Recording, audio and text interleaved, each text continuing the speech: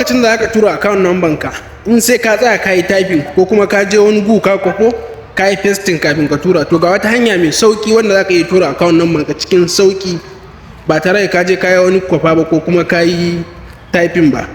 Ku biyo ni cikin wannan bidiyon domin nuna muku yadda ake.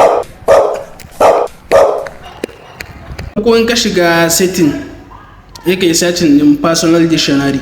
In ka yi searching din personal dictionary sai ka taba kan shi, sai ka taba all language, sai ka taba plus sign din nan. Za ka ya baka dama inda za ka rubuta ya ce enter word. Inda ya nuno ma enter word din nan sai ka sa account number ka, amma ba account number za ka sa ba kuma mene za ka iya sa. Wajen shortcut din nan kuma ya ka sa shortcut din da in ka rubuta account number ka zai fito. Bari rubuta aza, sai ka yi danna don, sai ka yi back. Duk lokacin da ka shiga in za ka tura mutum, misali in ka shiga WhatsApp za ka tura mai account number, in ka rubuta aza, kun gani gashi na ya fito a ƙasa, sai ka danna kan account number naka sai ka tura. Wannan shine hanya mafi sauki da aka tura wa mutum account number ka ba tare da ka tsaya wani typing ko da yaushe ba.